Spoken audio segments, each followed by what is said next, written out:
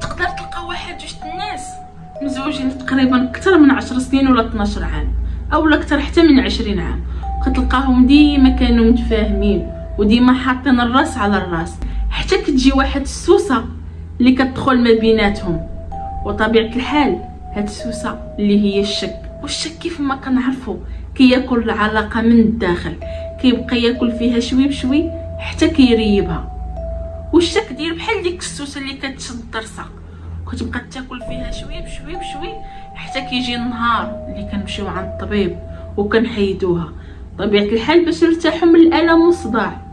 كذلك احد الاطراف كيعيا من هاد المشاكل وكيعيا من الشك ومن الغيره ديال الطرف الاخر، كيجي نهار اللي كيبغي يرتاح، وبسبب هاد الشك يقدر يوصل للطلاق اولا لشي جريمه قتل، اولا يقدر يوصل واحد فيهم للحبس. ديما الانسان يحاول يتفادى هاد الافكار الشيطانيه، يا ينوض يتوضا يا ينوض يمشي يصلي ويطرد هاد الافكار الشيطانيه من دماغه، حيت طبيعه الحال النتائج ديالها غتكون وخيمه. اولا حتى شكينا نتاكدوا من الشك ديالنا واش هو في محله ولا هو غير شك اللي غلط، باش اول حاجه ما نظلموش ريوسنا وما نظلموش شي واحد اللي يقدر ما يكون عنده حتى شي علاقه بالموضوع. شنو اللي وقع في القضيه ديالنا اليوم وكيفاش هاد المجرمه هادي بسبب الشك والافكار الشيطانيه ديالها غادي تجر معاها جوج ديال الضحايا اللي هما في الاصل ما عندهم حتى شي علاقه بالموضوع، وحده شكات فيها والثانيه مشات ما بين الرجلين. بلا ما نطول عليكم ناخذوا شي بلاصه ترونكيل، شي كويس اتاي ولا كويس القهوه، وما فيها باس الا كنا كنقضيو في الاغراض ديالنا، غير ننتبهوا ونركزوا مع التفاصيل الشيقه ديال القضيه ديالنا اليوم.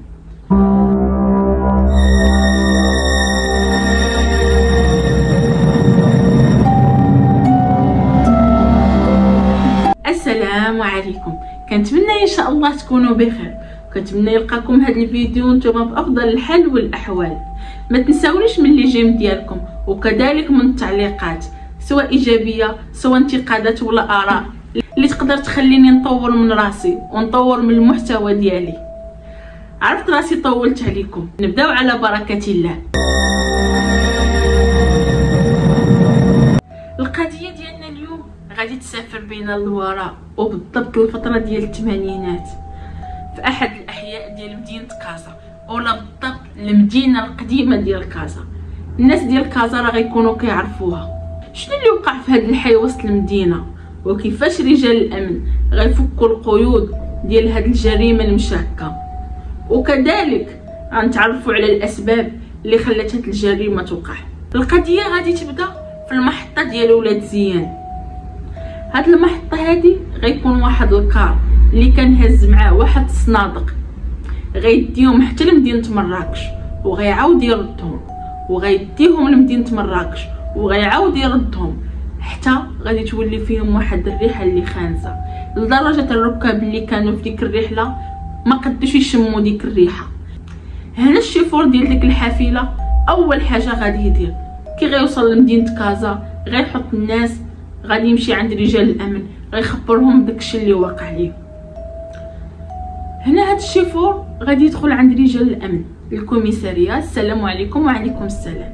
اودي راه عندي واحد الصنادق في الكار ديالي، راه شي 3 ايام دابا هما عندي، حطوهم واحد الناس على اساس نوصلهم، ولكن منين كنوصل لمدينه مراكش حتى شي واحد ما كيتصل بيا باش ياخذهم. ديتهم ورجعتهم وديتهم ورجعتهم وديتهم ورجعتهم حتى ولات فيهم واحد الريحه اللي خايبه. انا راني شكيت في هاد الصنادق، الله يجازيكم بخير. يلا هو معايا تشوفوا هاد الصنادق شنو فيهم، راه انا ما قديتش نحلهم. رجال الامن غادي يتفاعلوا مع هاد الخبر وغيخرجوا على وجه السرعه يشوفوا شنو واقع في هاد الكار. كي غيوصلوا لداك الكار غادي يحل لهم السيد الكوفر ديال الكار، غادي يشموا ديك الريحه، هما موالفين ديك الريحه ولا عارفين ديك الريحه شنو غادي يكون من وراها. قالوا لي حبس هنا حتى شي واحد ما يقرب لشي حاجه. هنا غادي يتصلوا برجال مسرح الجريمه اللي غادي يجيو مرفوقين بطبيب التشريح، غادي يعاينوا مسرح الجريمه. مسرح الجريمه كيف ما قلنا هو عباره عن كفر فيه واحد الصنادق ديال العود، جوج ديال الصنادق محطوطين تما كيناك، كتنبعث منهم واحد الريحه اللي خايبه. هنا رجال مسرح الجريمه غياخذوا الصور الاوليه اللي غادي يلقاو فيهم جوج ديال الجثث وصلوا لواحد الدرجه ديال التحلل بحكم الصيف والحال سخون، هما بقاو في واحد البلاصه اللي مزموطه. فلكم ان تتخيلوا المنظر والرائحه ديال دوك جوج الجثث. هنا رجال الامن اول حاجه غيبداو بها، هاد الصناديق هادو منين جاوكم؟ شكون اللي عطاهم ليكم؟ اولا شكون اللي جابهم ليكم؟ وكيفاش حتى وصلوا هنايا؟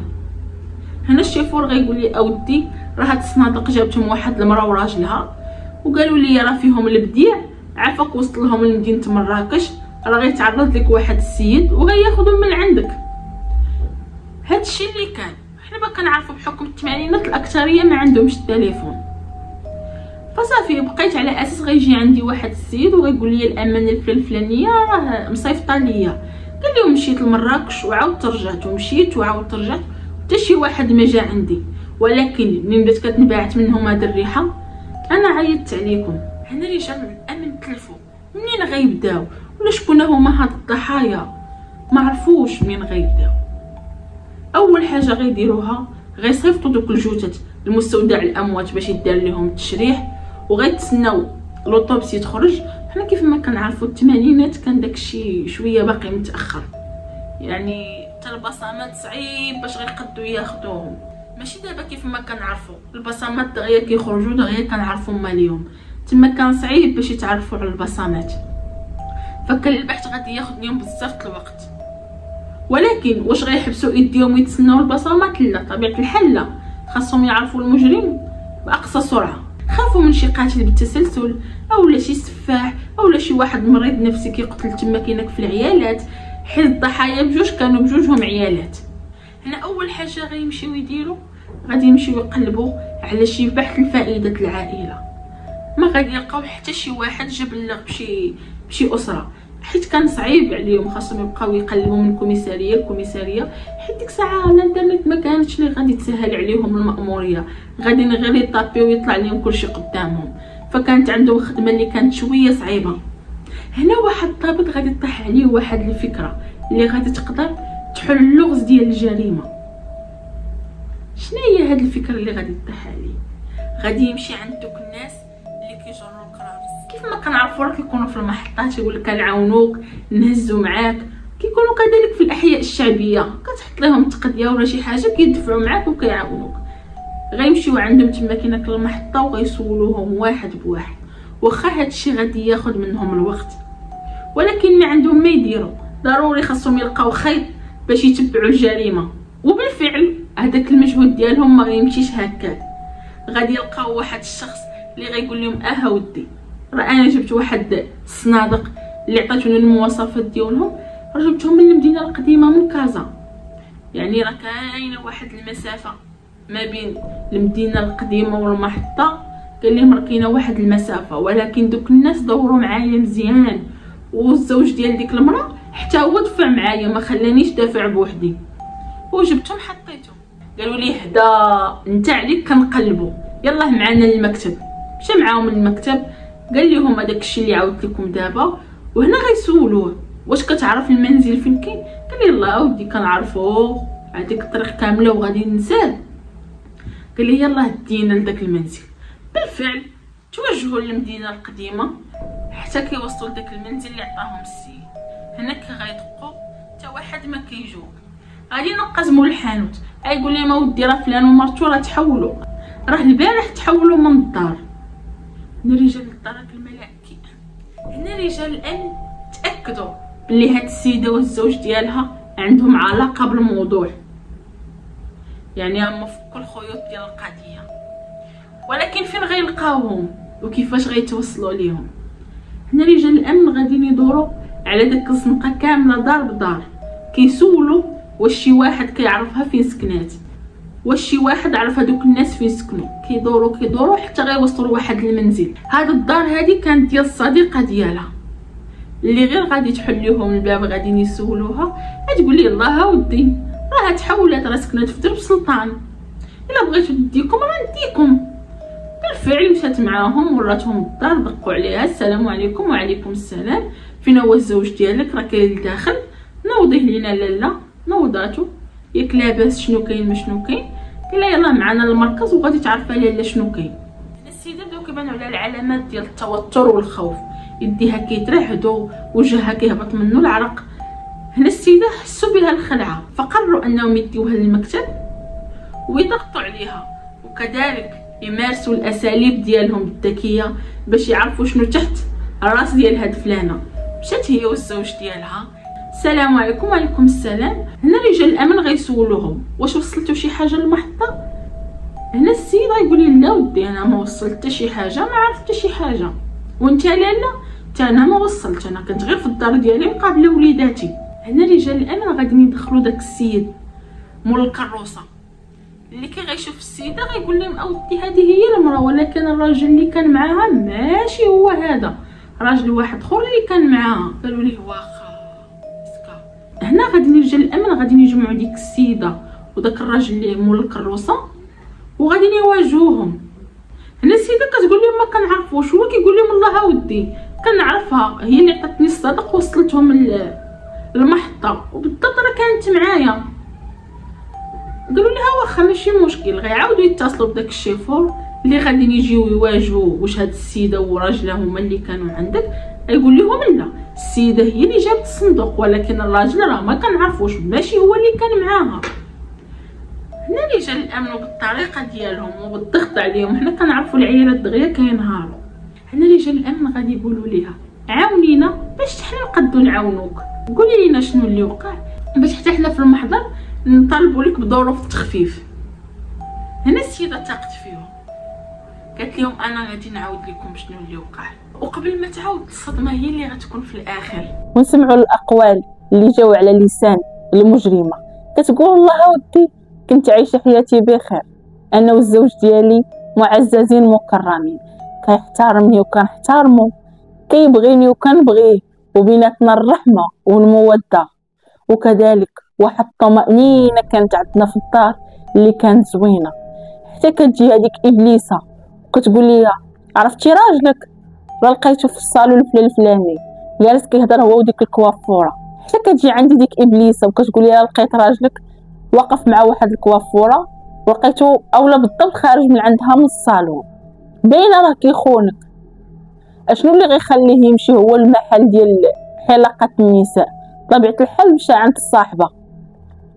قالت لهم هنايا ابليس زاد كمل لي اللي بقى، زاد كمل لي اللي خاصني، هي بداتني وهو كملني، ولات العافيه ديال الغيره والنار ديال الانتقام شاعله فيا. حتى لواحد النهار كنمشي عند العطار وكنلقاه واقف مع واحد السيده وكيضحكوا، سالها وعطاها، مشات وانا نسولو هنا، قلت لي شكون هي هذيك المراه؟ قال لي الله ودي ما عرفتيش، هذيك راه واحد الكوافوره راه معروفه، راه خدمتها تبارك الله مزيانه، كاع العيالات الدرب كيمشيو عندها. قالت لي اي زكا هادي هي مولات دعوتي. هنا العطار ما فهم والو، قال لي ها مالكي؟ قالت لي لا لا راني غير داويه نتايا، غير عطيني اش بغيت، عطيني الغسول، عطيني الحنه وعطيني داك الشيء، حيت هي شافت السيده تقدات داك الشيء ديال الحمام وهازه سطولتها غادا للحمام. لا بالفعل هزات داك الشيء اللي عطاها، مشات جريه وحده للدار، جمعت النص ديال الحوايج والنص ما جمعاتوش، هزات جلابيتها وتبعتها للحمام. دخلات مشات قلبت عليها، بانت ليها فين جالسه، جلست معاها، بقاو كيتحدثوا كيهضروا كينشطوا، بحكم انهم ساكنين في دريبه وحده واخا ما كيعرفوش بعضياتهم. خرجوا قد تموا غاديين. هنايا خديجه غادي تطلب منها، قالت لها اجي تدخلي تشربي معايا كاستي، والله ما تمشي، دخلي شربي معايا كاستي. من داك الكوفوره قالت لها الله ودي مرحبا، والله ما رد في وجهك. دخلت معاها. هنا كي كتدخل معاها كتلقى الاخ ديال خديجه اللي غير غادي تدخل هذيك الكوافوره غادي ينزل عليها بضربه للراس، غادي يطيحها في الارض، غادي يدوز عليها من الوارد حتى الوارد. هنا دغيا غيجمعوا ديك الروينه، غادي يشدوا السيده، غادي يلويوها ويخشيوها تحت الناموسيه. هنا بنت ديك الضحيه غادي تجي عند العطار، غادي تقول لي اودي واش ما بانش لك ماما؟ قال لها ماما كانت دخلت مع ديك السيده للدار، رجعوا من الحمام ودخلوا بجوج. هنا ديك البنت مشات كتدق على ديك المراه، خرجت عندها، قالت لها شكون انت؟ قالت لها انا بنت فلانه. راه قال لي العطار ما دخلت عندك وجيت بغيت نشوفها. قالت لها راه كاينه دخلت قلت انت بنتي تشربي معنا كاس تاعك. بالفعل داكشي اللي داروا الام داروه للابنه. هنا كذلك غيجمعوا ديك البنت وغيخشيوها وسط الماريو وغادي يخليوها. غيجي الزوج من الخدمه غيتكا غينعس صباح غيعاود يتوجه للعمل ديالو. هنا ديك المراه غتطلب من خوها يمشي يجيب ليها جوج صنادق ديال العود يكونوا كيتسدوا باش هادشي يصيفطوه لشي مدينه اخرى باش يخرجوا هما من هاد الجريمه كالزغبه في العجينه. وكيف ما كنقول ديما الروح عزيزه عند الله وضروري ما تبان الحقيقه. قالت لي صافي درناهم في الصنادق، عيطنا على داك السيد داهم المحطه صيفطناهم مع الكار. هادشي اللي كان. هنا الزوج ديالها غيسمع الاقوال ديالها غيدخل عندها يقول لها الله ودي انا عمري ما خنتك. راه هذيك الكوافوره اللي مشيت عندها داك النهار راه هي والزوج ديالها متهمين بالقضيه ديال النصب والاحتيال. مشيت غير سولتها وتاكدت واش هي معاه ولا ماشي معاه. راه ما بيني وبينها والو. هذيك السيده شافتني واتهمتني وانتي كملتي اللي بقى. واصلا راه ماشي هي هاد السيده اللي قتلتي، هذيك اللي شافتني معاها راه كاينه في الدريبه اللورانيه. هنايا اول حاجه السيد ما خانهاش والسيده سمعت الخبر وما تاكدتش منه واش صحيح ولا ما صحيح.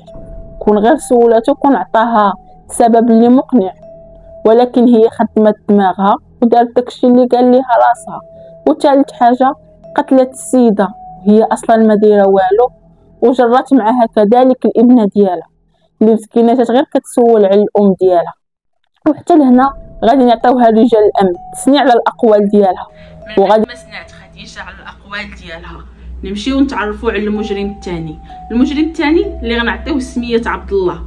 عبد الله متزوج عنده جوج الوليدات وعنده الزوجه ديالو. العلاقه اللي كتجمعو بالمجرمه هي علاقه اخوه. هو الاخ الغير الشقيق ديال خديجه، يعني خوها من باها. كانت عايشه هي وياه في نفس الدار. هنا رجال الامن غيعاودوا يسولوه وغيقولوا ليه واش الدار ديال الاب ديالكم واش ديك الدار ديال الورث؟ قال ليه لا، هذيك الدار حنا غير كارين فيها. كانت خديجه ديما كتجي كتبقى تشكى على عائله الزوج ديالها كتقول لي داروا ليا وفعلوا ليا ديما حتى لواحد النهار قلت لها شوفي مع الزوج ديالك واجي وكريو الدار اللي لتحت وسكنوا فيها. هنايا السيده بالفعل مشات عند راجلها قالت لي شنو كاين قنعاتو بطريقتها، جاو كراو سكنوا تحت مني. بقات العلاقه ديالنا مزيانه حتى واحد الايامات ولات كل نهار كتطلع عندي كتشكى راجلي كيخونني قيلا باغي يطلقني ناري غيلوحني للزنقه. وانا كنقول لها على الشيطان راجلك الله يعمر هدر هادشي راه ما يديروش. قالت لي لا راه حصلاتو صاحبتي خارج من الصالون اشنو مشى يدير هو الصالون الحلاقه ديال العيالات. هنا الاخ ديالها قال لها هو صافي غمضي عينك وجلسي وسكتي. قال لها شدي راجلك بطريقتك. هنا قالت لي لا انا عندي فكره واحده اخرى. قال لي شنو هي؟ قالت لي نصفيوها لهاديك خيتي راه غتهدم ليا الاسره ديالي. هنا قال لي اختي انا هادشي بعدي مني، انا هادشي خاطيني. هنا قال لي ويطمعني. قالت لي غنعطيك الذهب كامل اللي عندي وانا كذلك جامعه واحد الفلوس حتى هما غادي نعطيهم لك اش بان لك. هنايا عبد الله قال لهم انا ضعافيت قبح الله الفقر، واخا الفقر ماشي سبب باش يخليك تقتل.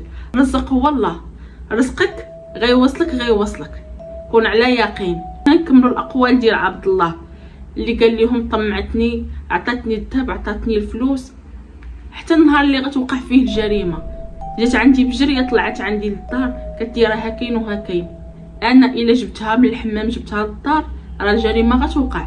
ما جبتهاش مره اخرى عاوتاني. المهم انتهى السوارت ندير واحد الساعه وهبط تسناني في الدار. راه ولادي في المدرسه الزوج ديالي راه خدام. هادشي اللي كان. قال لهم حتى النهار المشؤوم هبطت سنيتها دخلت معها السيده صفيتها ليها جات بنتها حتى هي كذا ومثال. قال لهم انا حسيت بالندم. قال لهم دابا زدت حسيت اكثر بالندم وانا دابا تمنيت انني نموت ولا هاد الندم يبقى ياكل فيا انني قتلت السيده وبنتها وهما ما عندهم حتى شي علاقه مع الاخت ديالي.